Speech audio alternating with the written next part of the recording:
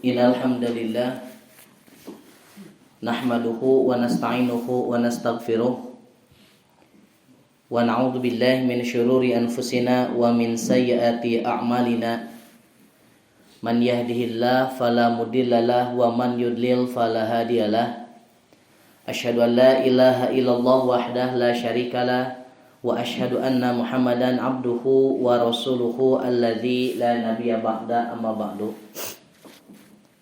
Santriwan Rijalul Ghad yang dimuliakan oleh Allah Subhanahu wa taala.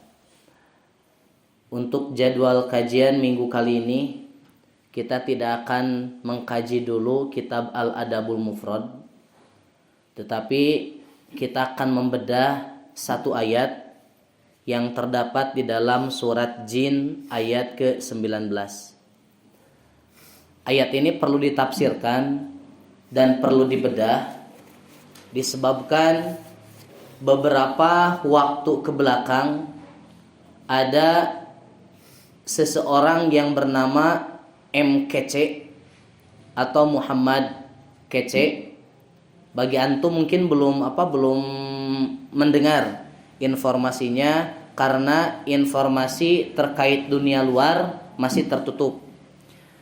MKC ini dia pertama melecehkan Allah Subhanahu wa taala. Yang kedua, dia melecehkan agama Islam. Yang ketiga, dia menyebutkan bahwa apa yang Nabi sampaikan, apa yang Muhammad sampaikan di dalam Al-Quran itu sebetulnya bukan wahyu, tetapi itu adalah bisikan-bisikan yang disampaikan oleh jin. Dan bahkan MKC dia sampai berani menyebutkan karena Muhammad menyampaikan wahyu disebabkan jin berkerumun kepada Muhammad, maka di situ dapat diambil kesimpulan bahwa jin itu diciptakan oleh SWT. Siapa SWT? Allah Subhanahu wa taala. Maka karena SWT adalah Allah Subhanahu wa taala, maka MKC menyebutkan Allah itu adalah jin. Nah, maka santriwan yang dimuliakan oleh Allah Subhanahu wa taala, insyaallah kita akan kaji bagaimana argumentasi yang disampaikan oleh MKC yang menyebutkan bahwa Muhammad itu bukan Rasul. Muhammad itu justru sedang melantur. Kenapa? Sebab yang disampaikan oleh Muhammad ini bukan wahyu yang benar-benar dari Tuhan, tetapi yang disampaikan oleh Muhammad sampai menjadi kitab Al-Quran itu adalah hasil dari obrolan-obrolan yang dilakukan oleh Muhammad dengan jin. Sebelum ana masuk ke ayat 19 di surat Jin, perlu disampaikan terlebih dahulu bagaimana latar belakang adanya orang-orang yang mereka selalu menghina dan melecehkan agama Islam. Kalau kita lihat bagaimana sejarah, maka orang-orang yang berani sampai melecehkan agama Islam di samping orang-orang Yahudi, mereka adalah orang-orang munafik. Makanya di dalam surat At-Taubah Allah Subhanahu wa taala sampaikan ayat 64. Silakan nanti antum ketika tidak buka Quran nanti di kelas atau di asrama bisa buka Quran. Surat At-Taubah ayat 64. A'udzubillahi minasyaitonirrajim. Yahdharul munafiquna an tunazzala alaihim suratun tunabbi'uhum bima fi qulubihim qul istahzi'u innallaha mukhrijum ma tahdharun. Ini landasan pertama ya. Landasan pertama bahwa orang-orang munafik akan selalu membuat kegaduhan dimanapun dan kapanpun. Diterjemahkan melalui Quran Depak kurang lebih seperti ini. Orang-orang munafik mereka takut jika Allah Subhanahu wa taala menurunkan surat. Yang surat itu menjelaskan, menerangkan terkait apa saja yang tersembunyi di dalam hati mereka. Lalu kemudian Allah sampaikan, "Qul," katakan Muhammad oleh engkau kepada orang-orang munafik, "Istahzi'u," silahkan terus olok-olok. Innallaha, sesungguhnya Allah, mukhrijum ma tahdharun, akan selalu mengungkapkan, baik spontan pada waktu itu atau nanti pada waktu yang akan datang, terkait apa yang kalian sembunyikan di dalam hati-hati kalian. Maksudnya kieu, orang-orang munafik mereka seolah mendukung kita. Orang-orang munafik seolah mereka dekat dengan umat Islam. Tetapi di dalam hati yang paling dalam, mereka menyimpan kebobrokan dengan tujuan keun bae di depan orang Islam saya akan menampakkan fair kepada mereka. Di depan umat Islam saya akan menampakkan bahwa saya mendukung orang Islam. Tetapi di belakang orang Islam mereka justru menghina, melecehkan, membuat satu golongan, membuat satu kelompok, yang kelompok ini bertujuan nanti untuk selalu melecehkan dan menghina umat Islam. Baik secara verbal, langsung melalui lisan, atau melalui tulisan, atau bahkan melalui gerakan. Maka sebetulnya ketika orang-orang munafik, mereka menampakkan kebaikan dan menyembunyikan kejelekan, di dalam hati mereka ada dilematis. Dilematisnya, di satu sisi mereka mau mengolok-olok umat Islam, tetapi jalur belakang. Tetapi di satu sisi yang lain, mereka takut bisi Allah Subhanahu wa taala menurunkan ayat atau menurunkan surat, yang mana ayat dan surat ini nanti yang akan membongkar kebobrokan kedok orang-orang munafik. Itu ayat ke-64. Nah, lalu di ayat 65 Allah Subhanahu wa taala menyampaikan, la in sa'altahum la yaqulunna innama kunna nakhudu wa nal'ab. Nah, iya, kebiasaan orang-orang munafik ketika mereka melakukan kejelekan, ketika mereka melakukan kesalahan, kemudian ditegur melalui dalil, ditegur melalui agama, ditegur melalui lisan, mereka akan menyebutkan yaqulunna innama kunna nakhudu wa nal'ab. Santai atuh, ulah wakang ngambek, sebab kami hanya sekedar bercanda, bersenda gurau dan main-main. Tetapi main-main dan senda gurau orang-orang munafik itu lucu. Sule lucu ketika bersenda gurau. Para pelawak lucu ketika bersenda gurau, tetapi yang dijadikan konten persendagurauan oleh orang-orang munafik selalu yang berkaitan dengan urusan agama. Selalu yang berkaitan dengan urusan pelecehan terhadap Allah, pelecehan terhadap Rasul, pelecehan terhadap agama, pelecehan terhadap Al-Quran. Maka kalau antum menemukan ada orang-orang yang mereka menjadi pelawak, stand up komedi, atau siapapun mereka, lalu kemudian di dalam kontennya ada pelecehan terhadap Allah, ada pelecehan terhadap Rasul, agama, kitab Al-Quran, maka itulah ciri-ciri orang-orang munafik. Kalau kita tegur, nah namun ente menjadikan agama sebagai konten, menjadikan Allah, Rasul, Quran sebagai konten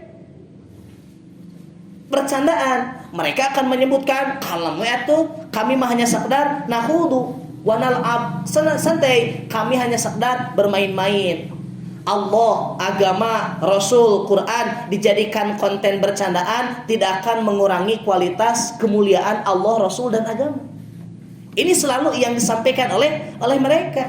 Padahal oleh Allah langsung dijawab, kul, katakan Muhammad, abillahi wa ayatihi wa rasulihi kuntum tastahzi'un. Nanaonan ari ente teu beleg cedok, teu beleg polo, bet kudu menjadikan Allah, Rasul, agama, Al-Quran sebagai konten bercandaan. Eueuh deui konten yang lebih lucu dibandingkan Allah Subhanahu wa taala yang dijadikan bercandaan. Tak ini ya, karakter orang-orang munafik. Nanti kita kaitkan dengan MKC, baik tambahan laknatullah. Kagok. Nah, lalu kemudian biasana dan memang sudah terbukti banyak kasusnya. Ketika mereka sudah melecehkan Allah, Rasul, agama, Al-Quran, ujung-ujungnya ketika mereka ditegur mereka akan minta maaf. Dan ini diabadikan oleh Allah di surat At-Taubah ayat 66. Allah menyampaikan siga kieu. La ta'tadiru qad kafartum ba'da imanikum. Tidak perlu minta maaf dengan apa yang sudah kau lakukan. Tidak perlu engkau meminta maaf karena engkau sudah melecehkan Allah, Rasul, kitab dan agama. Kenapa? Qad kafartum, ketika engkau sudah menjadikan Allah sebagai alat bercanda, Rasul sebagai konten bercanda, agama, kitab sebagai konten bercanda, qad kafartum, engkau telah kafir ba'da imanikum, walaupun engkau adalah orang yang beriman. Nah, santriwan yang dimuliakan oleh Allah Subhanahu wa taala, inilah yang terjadi pada kondisi saat ini dan di sini kinian. Zaman berkembang, tetapi kebodohan masyarakat tentang agama juga semakin berkembang. Berkembangnya media, berkembangnya ilmu pengetahuan yang berkaitan dengan dunia ternyata berbanding lurus dengan bobroknya paham terhadap agama. Dan inilah yang terjadi pada saat ini kepada umat Islam. Ada orang yang bernama Muhammad kece, tina ngaranna oge Muhammad. Wallahu alamnya apakah nama Muhammad itu benar-benar nama asli tina akte, tina kakak, tina KTP, atau hanya sekedar menyandarkan hungkul supaya dianggap seolah Islami. Tetapi anger inti nama naon? Kece. Tak iya. Dia mengungkapkan bahwa Allah itu adalah jin. Quran disampaikan bukan oleh Allah, tetapi Quran disampaikan oleh jin. Mana dalilnya? Orang bodoh wae oge mengungkapkan dalil. Nya kadaya berbicara untuk saat ini mah orang bodoh bin belegug wae oge berbicara dengan dalil. Tetapi dalil yang digunakan serampangan atau justru salah. Sebentar. Surat Jin ayat 19 Allah Subhanahu wa taala berfirman seperti ini. Nanti kita jelaskan bagaimana hukuman bagi mereka yang melecehkan Allah atau minimal melecehkan Rasulullah sallallahu alaihi wasallam. A'udzubillahi minasyaitonirrajim. Wa annahu lamma qama Abdullahi kadu yakununa alaihi yad'uhu kadu yakununa alaihi libada.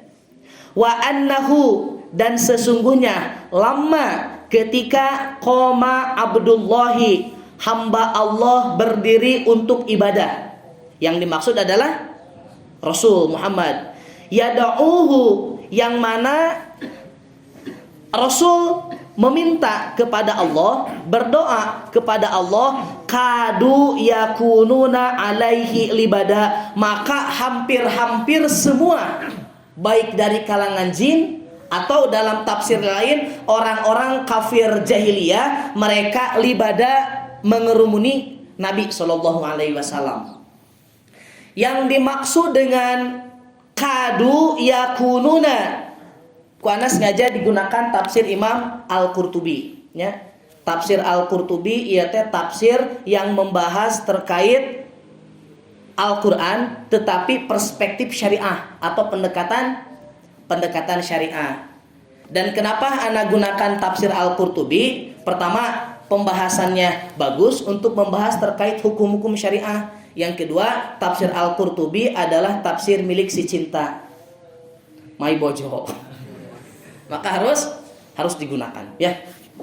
Nah, di sini ada redaksi yad'uhu, Rasul berdoa kepada Allah Subhanahu wa taala atau ibadah kepada Allah Subhanahu wa taala, disampaikan oleh Imam Al-Qurtubi, qama ilaihim da'iyan ilallahi, Nabi itu berdoa, meminta baik di hadapan Allah atau di hadapan orang-orang kafir, bahkan di hadapan para jin. Untuk apa? Da'iyan ilallahi, tugasnya untuk menyeru orang-orang pada waktu itu, jin pada waktu itu, agar mereka menyembah Allah Subhanahu wa taala. Nah, lalu kemudian disampaikan oleh Zubair bin Awam, ya, Zubair bin Awam, redaksi ayat kadu yakununa alaihi libada, hampir-hampir saja ketika Nabi menyeru, banyak orang yang libada, berkerumun. Libada tekir. Secara bahasa yang namanya libada dijelaskan oleh Imam Al-Qurtubi artinya adalah jama'atun. Naon? Jamaah atau perkumpulan. Perkumpulan di sini perkumpulan apa? Nanti kita jelaskan. Tetapi kalau antum sudah menemukan sifat libada, baik di Al-Quran atau di dalam hadis atau di dalam bahasa Arab, maka libada ini berkumpul yang bukan hanya ngumpul seperti antum sekarang, tetapi ngumpul sampai pas sedak-sedak, bakat teuing ku pas sedak-sedak sampaikan ke aya nu naik kana sirah. Ya. Jamaah mah kumpul biasa. Ya antum kan berjamaah. Ini bukan termasuk libada. Kenapa? Karena tidak sedekah. Tapi yang dimaksud dengan libada, antum berkumpul antusias, tapi sampaikan ke berkumpulnya itu kalau bisa orang lain teu meunang ningali. Sampaikan ka dibetot, haling urang heula kudu ningali. Sampaikan ka yarkubuna ba'duhum ba'don. Sebagian dari yang lain naik kepada sebagian yang lainnya, saking berdesak-desakan. Beslah setting. Saking berdesak-desakan. Nah, lalu kemudian disampaikan siapa yang berkerumun. Nah, disampaikan oleh Imam Al-Qurtubi, hum al-jinnu, yang berkumpul untuk mendengarkan bagaimana dakwah Nabi, bagaimana Al-Quran. Mereka adalah jin. Jin ini kenapa mereka berkumpul? Hina istami'ul Qur'ana minan nabiyyi sallallahu alaihi wasallam. Mereka berkumpul di hadapan Nabi, berdesak-desakan dengan Nabi dengan tujuan supaya mereka dapat mendengarkan dapat mendengarkan Al-Quran. Jin berkumpul dengan Nabi bukan jin mau menyampaikan Al-Quran ke Nabi. Justru sebaliknya, jin berdesak-desakan sampai mau menginjak yang di depannya dengan tujuan istami'unal Quran. Mereka mau mendengarkan Quran yang dibacakan oleh Nabi Sallallahu Alaihi Wasallam. Nah, bahkan dijelaskan lagi oleh Imam Al-Qurtubi, hirson ala sima'il Quran, antusiasme jin sampai berdesak-desakan karena mereka rakus untuk mendengarkan Al-Quran. Begitu. Nah, lalu kemudian dijelaskan oleh Ibnu Abbas, sahabat Nabi Sallallahu Alaihi Wasallam yang paling faham terhadap Al-Quran, rogbatan fi sima'i dzikri. Jin berkumpul berdesak-desakan sebagai bentuk rasa cinta dan rindu untuk mendengarkan zikir, peringatan, dalam hal ini adalah Al-Quran.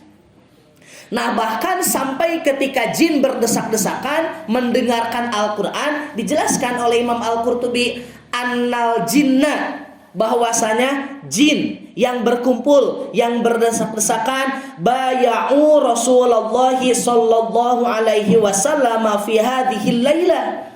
Jin ketika sudah mendengarkan Al-Quran, mendengarkan bacaan yang disampaikan oleh Nabi, lalu kemudian setelah itu annal jinna, bahwasanya jin baya'u Rasulullah sallallahu alaihi wasallam, mereka berbaiat di hadapan Nabi sallallahu alaihi wasallam pada malam itu. Untuk apa? Untuk berbaiat masuk Islam. Wa kanu sab'ina alfan, jumlahnya tidak sedikit, jumlahnya sab'una alfan, 70.000 jin. 70.000 jin. Fafarogu min bay'atihi inda ishtiqaqil fajri. Ini terjadi pada waktu malam. Dan ketika fajar sudah mulai datang atau waktu subuh sudah mulai datang, fafarogu, mereka pergi meninggalkan Nabi karena sudah berbaiat inda istiqaqil fajri, ketika waktu subuh mulai datang. Tak iya teh jadi dalil. Justru yang disampaikan oleh MKC sebetulnya nama alhamdulillah jadi ilmu ke urang. Nah, lamun ku MKC tidak disampaikan ku ana moal kaji tafsirna. Ya, untung dilecehkan ku MKC. Jadi we antum apalkan maksud ayat ini kumaha. Begitu. Ana ge kakar apal sebenarnya. Nah, lalu kemudian ketika mereka sudah menerima wahyu yang disampaikan oleh Nabi, berbaiat kepada Nabi untuk masuk Islam, lalu kemudian Ibnu Abbas melanjutkan lagi, setelah mereka berbaiat masuk Islam, lalu apa yang dilakukan? Nah, ini disampaikan lagi, in hadza min qaulil jinni lamma raja'u ila qaumihim akhbaruhum bima ra'au min ta'ati ashabin nabi sallallahu alaihi wasallam. Ieu luar biasana jin, beda jeung urang. Ari orang mah ketika menerima ilmu sudah dikekeuh ku sorangan. Ari jin mah ketika mereka menerima ilmu, menerima apa yang disampaikan oleh Nabi, mereka pulang kembali kepada kaumnya, pulang kembali ke kampung halamannya. Kampung halaman jin namanya apa? Teuing, bisa jadi Lembang, Parongpong, non deui, Cikadut, bisa jadi.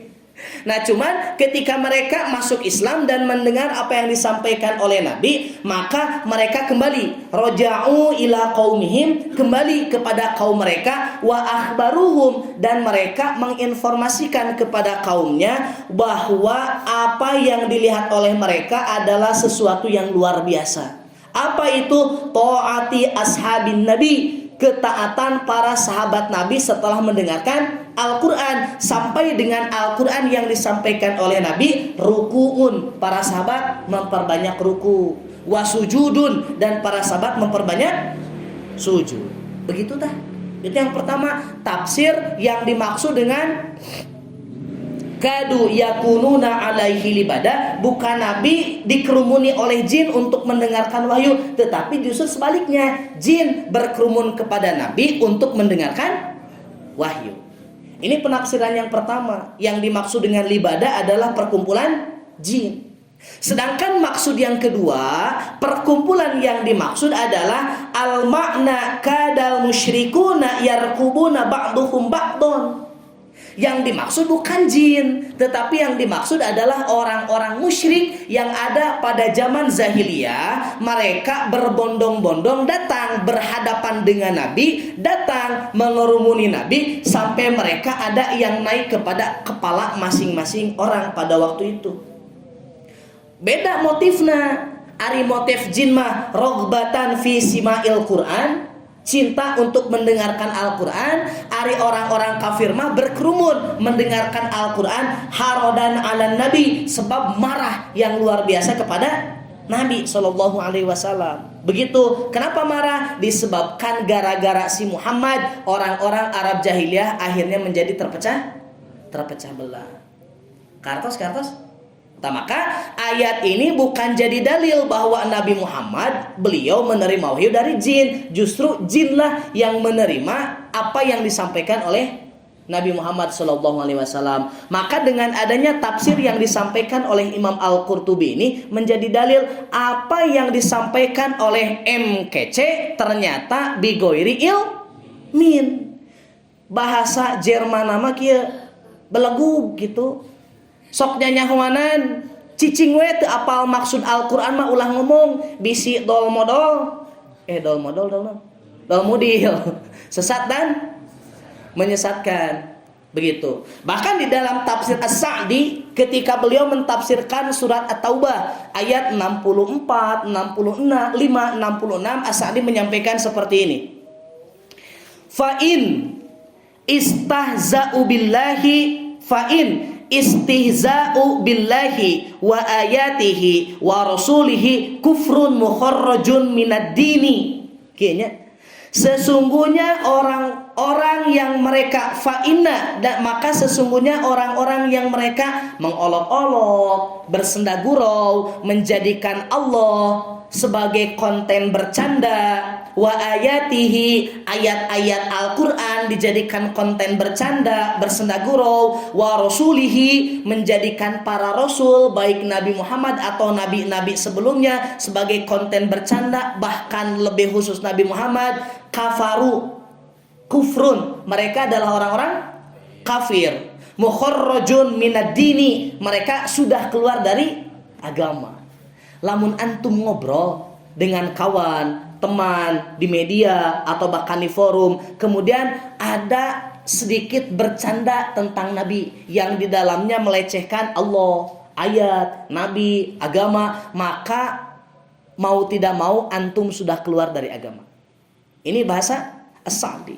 Kenapa? Li'annal asladini, disebabkan agama itu pada dasarnya mabniun, bukan mabniun ala fathi kadir, mabniun ala ta'zimillahi, karena agama itu pada dasarnya mengagungkan Allah, wa ta'zimi dinihi, mengagungkan agama, wa ta'zimi rusulihi, mengagungkan rasul-rasulnya, wal istihza'a bi syai'i min dzalika manafun li hadzal asli. Ketika ada orang-orang yang mereka bersenda gurau, bercanda, melecehkan Allah, Al-Qur'an, para rasul dan agama, maka pada hakikatnya mereka sudah keluar dari agama Islam dan mereka sudah keluar dari ketetapan aslu ta'zim. Begitu. Lalu bagaimana hukuman bagi mereka yang melecehkan Al-Qur'an, melecehkan agama, melecehkan Allah bahkan Rasulullah? Nah, disampaikan oleh Imam Ibnu Taimiyah di dalam kitab As-Sarimul Maslul ala Syatimir Rasul. Kalau diterjemahkan, pedang yang terhunus bagi mereka yang menghina Nabi Shallallahu Alaihi Wasallam. Imam Ibnu Taimiyah, beliau mengutip beberapa pendapat para ulama, di antaranya pertama Muhammad bin Sahnun. Dikutip oleh Imam Ibnu Taimiyah yang menyebutkan ajma'al ulama'u ala anna syataman nabi, bahwasanya para ulama telah bersepakat siapa saja yang menghina Nabi Shallallahu Alaihi Wasallam, yang melecehkan Nabi Shallallahu Alaihi Wasallam, yang menurunkan status kemuliaan Nabi Shallallahu Alaihi Wasallam, kafirun, mereka adalah orang-orang kafir. Wal wa'idu jaro alaihi bi'adzabillahi, bahkan Allah Subhanahu wa taala sudah menetapkan azab yang sangat berat bagi orang-orang yang menghina dan melecehkan Nabi Shallallahu Alaihi Wasallam. Kejitan. Yang kedua, Imam Ibnu Taimiyah kemudian mengutip pendapat qala al-Imam Ishaq bin Rahawayh, Imam Ishaq ibnu Rahawayh, ahadul a'immatil a'lam, beliau adalah ulama yang luar biasa keilmuannya, salah satu ulama yang luar biasa tabahur keilmuannya. Ajma'al muslimuna, orang-orang muslim telah berkumpul ala anna man sabballaha, siapa saja yang menghina Allah, wa sabba rasulahu, yang menghina rasul, au daf'a syai'an, atau melecehkan sedikit saja tentang Allah dan tentang rasul, mimma anzalallah, dan apa-apa yang telah diturunkan Allah Subhanahu wa taala, atau bahkan sampai berani membunuh para nabi sallallahu alaihi wasallam atau para nabi alaihi salam, annahu kafirun bidzalika, maka mereka sudah kafir disebabkan pelecehan tersebut. Apa hukumannya jika menetapkan syariat Islam di negara tersebut? Maka Imam Ibnu Taimiyah menyebutkan ajma'al ulama'u ala qatli man sabba nabiyan, bahwasanya hukuman bagi mereka yang menghina Nabi, dalam hal ini Rasul, hukumannya adalah dibunuh. Ini jika satu negara mengamalkan syariat Islam. Karena Nabi wae oge ketika menghina dibunuh, apalagi sampai berani menghina Allah, apalagi sampai menyebutkan Allah adalah jin. Naudzubillah. Mungkin begitu bantahan terhadap orang-orang anu ngalindur ya, yang melantur terkait Rasul menerima wahyu dari jin. Bukan Nabi yang menerima wahyu dari jin, tapi jin sangat rakus untuk mendengarkan apa yang disampaikan oleh Nabi Shallallahu Alaihi Wasallam, sampai menyebabkan sab'ina alfan, 70 jin mereka berbaiat masuk Islam. Mungkin itu yang bisa disampaikan. Mudah-mudahan jadi ilmu, dan mudah-mudahan ini juga nanti jadi pelajaran dan tadhkirah bagi kita. Kalau ada orang-orang yang melecehkan, jangan balik melecehkan mereka, tapi balas dengan ilmu. Sebab hanya dengan ilmu sajalah kita dapat memberikan pelajaran dan edukasi kepada masyarakat secara umum. Aqulu qouli hadza wa astaghfirullah li wa lakum.